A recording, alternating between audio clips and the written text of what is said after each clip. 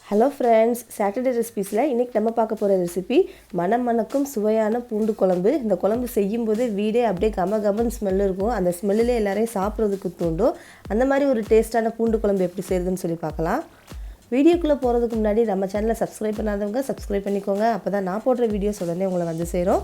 பூண்டு குழம்பு செய்யறதுக்கு தேவையான பொருட்கள் பூண்டு, சின்ன வெங்காயம், புளி, தக்காளி, கடுகு, உளுந்து, வெந்தயம், மிளகாய்த்தூள், மல்லித்தூள், உப்பு, கருவேப்பிலை, பச்சை மிளகாய். தேவையான பொருட்கள் அண்ட் மெஷர்மெண்ட்ஸ் நான் டிஸ்கிரிப்ஷனில் கொடுத்துருக்கேன், நோட் பண்ணிக்கோங்க. அரை லெமன் அளவு புளி 1 மணி நேரத்துக்கு முன்னாடி தண்ணியில் 1 டம்ளர் தண்ணி ஊற்றி ஊற வச்சு எடுத்து வச்சுக்கோங்க. இந்த புளியை நல்லா கரைச்சி ஒரு பவுலில் நம்ம எடுத்துக்கலாம். 1 மணி நேரத்துக்கு முன்னாடி புளி ஊற வச்சாதான் அதோட கரைசல் நம்மளுக்கு கிடைக்கும். இது கூட 1.5 டேபிள் ஸ்பூன் மிளகாய்த்தூள், 1 டேபிள் ஸ்பூன் மல்லித்தூள், 1 டம்ளர் தண்ணி ஆட் பண்ணியிருக்கேன். ஆட் பண்ணிவிட்டு நல்லா இந்த கரைசலை வந்து மிக்ஸ் பண்ணி விட்டுக்கோங்க. கரண்டி போட்டு இந்த மசாலா எதுவுமே கட்டி உழுகாமல் நல்லா கரைச்சி இந்த தண்ணியை நம்ம எடுத்து வச்சுக்கலாம். இந்த மாதிரி கரைச்சி எடுத்து வச்சுக்கோங்க. இப்போ குழம்பு ரெடி பண்ணிடலாம். சட்டி சூடானதும் 100 ml எண்ணெய் ஆட் பண்ணுறேன். இந்த குழம்புக்கு எண்ணெய் நிறைய ஊற்றணும், அப்போ தான் குழம்போட டேஸ்ட் வந்து சூப்பராக கிடைக்கும். எண்ணெய் காஞ்சதும் 1 டேபிள் ஸ்பூன் உளுந்து, 1/2 டேபிள் ஸ்பூன் வெந்தயம், இது நல்லா எண்ணெயில் பொன்னிறமாக நம்ம வறுத்து எடுத்துக்கணும். இந்த மாதிரி வறுக்கும்போது இந்த உளுந்து வெந்தய ஃப்ளேவர் வந்து எண்ணெயில் இறங்கும். குழம்பு சாப்பிடும்போது அதோட ஃப்ளேவர் தனியாக உங்களுக்கு தெரியும். இந்த மாதிரி பொன்னிறமாக வறுத்து எடுத்துக்கோங்க. இந்த மாதிரி வறுந்ததுக்கப்புறம் நம்ம இது கூட 1 டேபிள் ஸ்பூன் கடுகு ஆட் பண்ணி பொரிய விட்டுக்கலாம். கடுகு பொரிஞ்சதும் 1 பச்சை மிளகாவை நான் கீரி போட்டிருக்கேன், 1 கொத்து கருவேப்பிலை, இதெல்லாம் எண்ணெயில் போட்டு நல்லா தாளிச்சுக்கோங்க.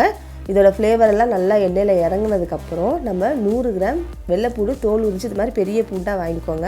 இதை வந்து எண்ணெயில் போட்டு நல்லா வதக்கி எடுத்துக்கோங்க. அந்த வெள்ளைப்பூடு வந்து எண்ணெயில் நல்லா வதங்கும் போது இதில் இருக்கிற அந்த கசப்பு எதுவுமே இல்லாமல் சாப்பிட்றதுக்கு அவ்வளோ சாஃப்டாக கிடைக்கும். பாருங்கள், இந்த மாதிரி வரணும். வெள்ளைப்பூடு நல்லா வதக்கணும், அப்போ தான் குழம்புல வந்து அந்த வெள்ளைப்பூடோட டேஸ்ட் வந்து கிடைக்கும். சரியாக வதக்காமல் நீங்கள் வெங்காயம் போட்டிங்க அப்படின்னா வெள்ளைப்பூடு டேஸ்ட்டு கிடைக்காது.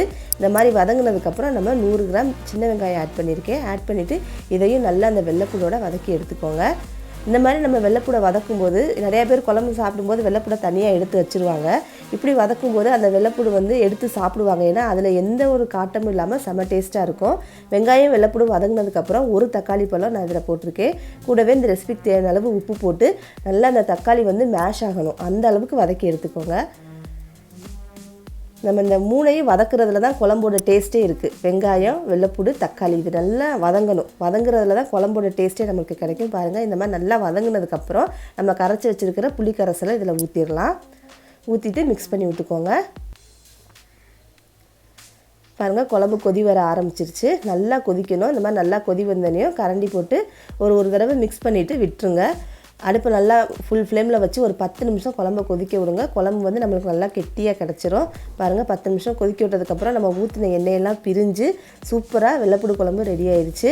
இது வந்து நீங்கள் ஒயிட் ரைஸோடு வச்சு இந்த குழம்பு ஊற்றி சாப்பிட்லாம். கூட அப்பளம் வச்சு சாப்பிட்டாலே போதும், செம்ம டேஸ்ட்டாக இருக்கும். தயிர் சாதத்துக்கு பக்கத்தில் வச்சு இந்த வெள்ளைப்பூடு குழம்பு தொட்டு சாப்பிட்டாலும் சூப்பராக இருக்கும். ரொம்ப ஒரு டேஸ்ட்டான ஒரு ரெசிபி. நீங்களும் இந்த ரெசிபி உங்கள் வீட்டில் ட்ரை பண்ணிவிட்டு எப்படி இருந்ததுன்னு சொல்லி எனக்கு கமெண்ட் பண்ணுங்கள்.